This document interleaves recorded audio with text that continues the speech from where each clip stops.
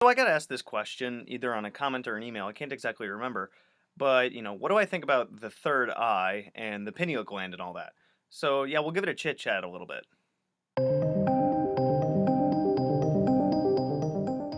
So like usual, I have notes and I'm gonna be going off of those. But let me dip down a little bit. You guys can actually see magical movement right above my head, to right next to the TV. Can't tell if it's left or right, because I can't tell if this is mirrored or not. But anyway, my newest book is out, and if you guys saw my video last week, then you know that I have Magical Movement out, which is an update to Handy Sigil Magic. So now that I talked about that, you can also find all of my other books up there and on Amazon. You can find a link to those. I think in the description and through my Facebook and all that stuff, which you can find chat about at the end of this video with my little outro stuff.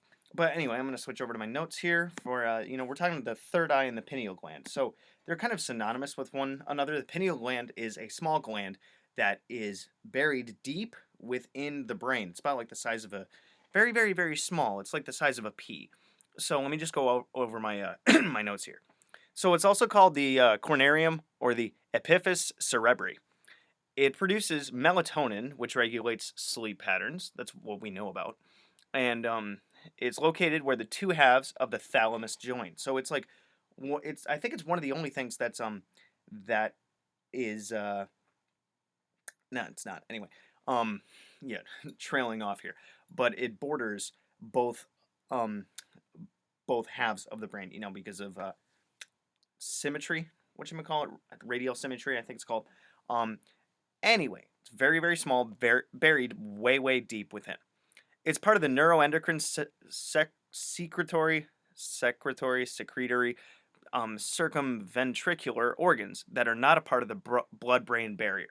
So effectively, the blood-brain barrier is what keeps the it's a barrier between like the regular circulatory system and the brain, which effectively prevents infection and stuff like that. And there's a couple of I think frankincense goes through the blood-brain barrier.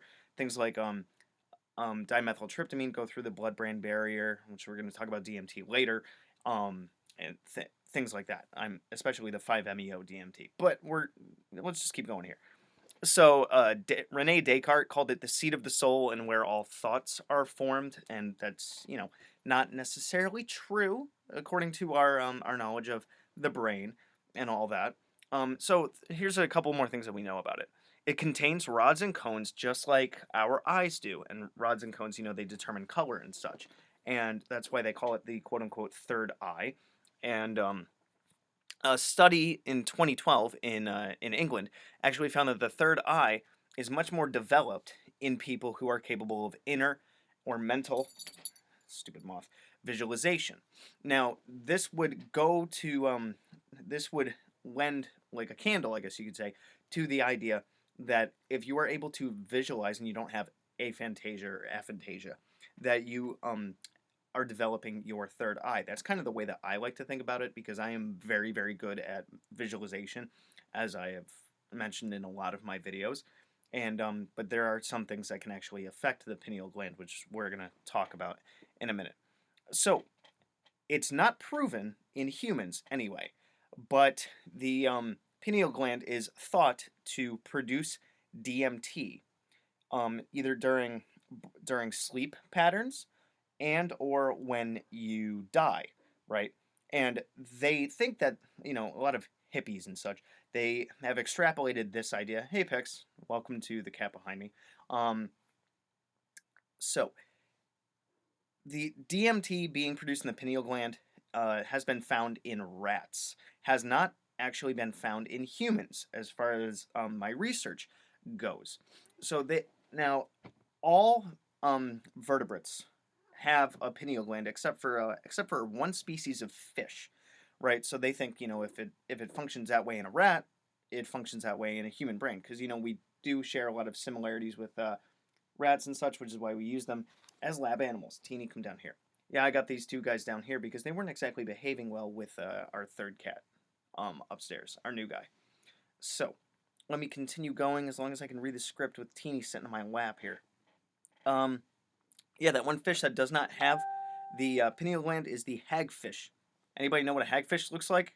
I don't. I didn't bother checking it out. Anyway, so the pineal gland is associated with the third eye chakra, like I talked about. So we'll talk about opening the third eye for a minute. So opening the third eye involves allegorical spiritual experiences. So anytime that you're being like very perceptive, you are working with your inner visualization, you're meditating, things like that, you're following your intuition, stuff like that is said to open your third eye. Now, I can't remember if I talked about this in a previous video or not, but if not, I will. The idea that you were opening your third eye too much, that effectively is like when you're doing nothing but following your synchronicities and your intuition and stuff without balancing it with logic, and that can kind of get you into trouble, or you see signs everywhere and you're just following that stuff. That's also talked about, I think, in my when magic becomes toxic video, stuff like that. So yeah, it's associated with meditation, visualization, psychic abilities, things like that. So if you foster that kind of stuff, you're said to be opening, quote unquote, opening your third eye. I think there's even some medical procedure that like you like pop open the pineal gland or something. Let me know if anybody's heard about that. I think that one of my wifey's friends had that done at some point, but I mean that's weird. I don't know. I couldn't find any information confirming that kind of thing. So yeah, we'll just keep going here. So it's also often associated with the Eye of Horus, and if you actually look at the symbol for the Eye of Horus, and you lay it over the structure of the brain, the pupil on the Eye of Horus lines up with the pineal gland, right?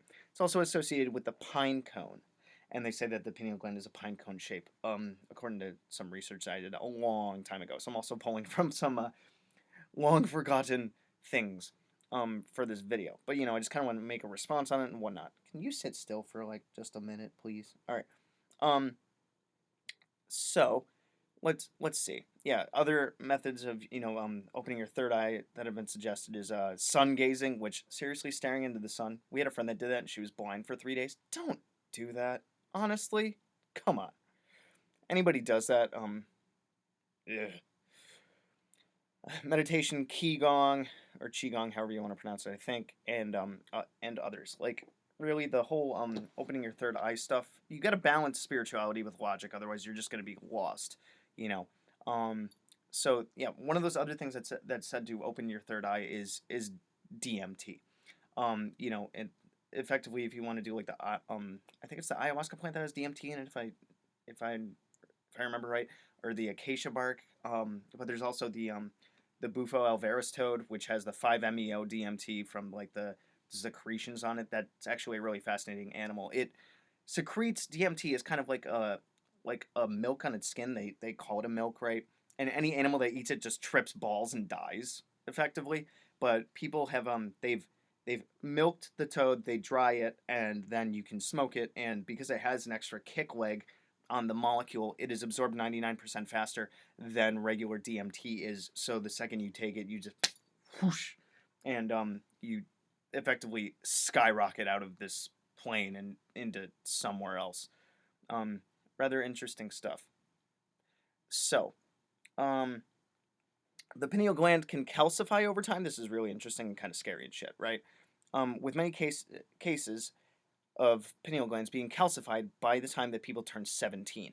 There's different environmental things that can cause this, such as like fluoride in the water and other environmental toxins that can lead to calcifying the pineal gland. Now, the interesting thing is, if it calcifies, one thing that I have like a theory on, right, or something, maybe other people can do some more research on this or something, but it's supposed to regulate melatonin and all that stuff.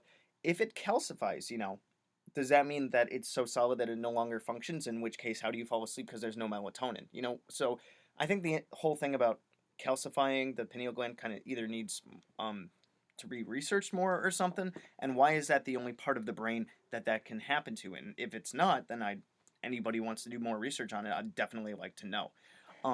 Because I always leave some of these things open because it's cool conversation starters and whatnot for you guys to chat with me. So let's see. Yeah. So effectively, to take care of your pineal gland, these guys are now fighting over here. Effectively, to take care of your pineal gland, you want to avoid fluoride. So fluoride-free toothpaste, filtering your water. I think iodine is also good for it. As also with like iodine's very good for a good number of things.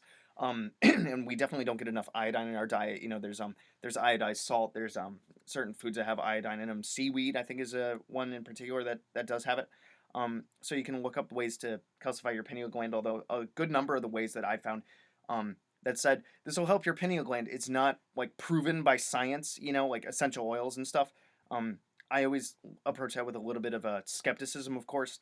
But do your research and whatnot. And I think really the spiritual methods, and especially practicing meditation and visualization, definitely helps, because you can see stuff with your mind's eye. Well, your mind literally has an eye in it, so it just kind of seems to fit, right?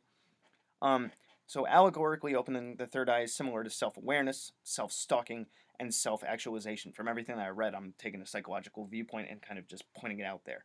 So, you know, the more that you are able to exercise your mind rather than just going on autopilot all the time, and understanding what you do and who you are, and constantly working on that with that self-awareness, you are activating all the different parts of your mind, the very deepest parts of your mind. Even during doing journeying and exploring things for tulpomancers, like wonderlanding, stuff like that, astral traveling, things like that.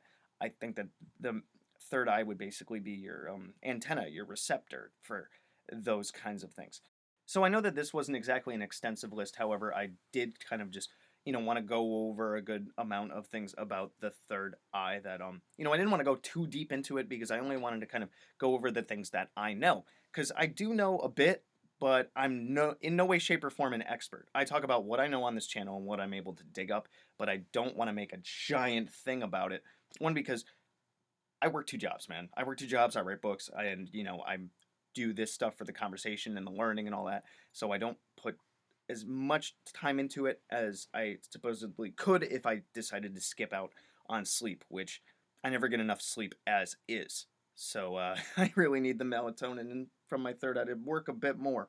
Um, but anyway, let me know what you guys think about this, and if you have any experiences or further information about the third eye, you can put them in the comments, or you can shoot me an email. Although, anytime there's anything extensive, definitely email me. But I love to see comments and things, and I try to reply to each one. And emails and stuff, I definitely try to get back to people as much as I can. So a little note here, I think this one is going to come out on a Tuesday, and then I have videos for Thursday and Friday, right? But it's the end of the school year, and I work in schools and stuff. So June is going to be absolutely nuts. So if I only get one video out a week, if even that, until school's out and stuff, guys, don't be surprised, because it's a lot of work and whatnot, and not to mention the fact that I also work a second job. So, I'm going to try to keep up with everything, and, it would definitely help if you guys sent me some inspiration of what you wanted to see. So give me more questions that I can come up with answers to make videos for, because, this is about a conversation, and I really get inspired by you guys. So really, communicate with me and let me know what you want to see, what you want me to talk about, and, I'm hopefully even going to be getting into some live streaming eventually. So that's all coming down the pike and things like that. So yeah, I'll see you guys in the next one. Good hunting. Thanks for watching my video. So if you want to check out my playlists, I have, among others, the Simon Necronomicon, the Tree of Life, General Magic, Tulpomancy, a playlist on my books, the elements, stones, the theories that govern magic, and the gods and goddesses of Mesopotamia. If you want to check out my books on Amazon, I have Creating Consciousness, Magical Mechanics, Magical Theater, Handy Sigil Magic, Magical Movement, which is an update and expansion upon Handy Sigil Magic, Magical Mastery, which is a combination masterwork of Magical Theater and Magical Mechanics, and The Guide to the Spheres and Beyond. You can also find me on Facebook at Magickology YT. You can email me at priestofthenecro@gmail.com, and you can even check out my Instagram, which is Magickology. And good hunting.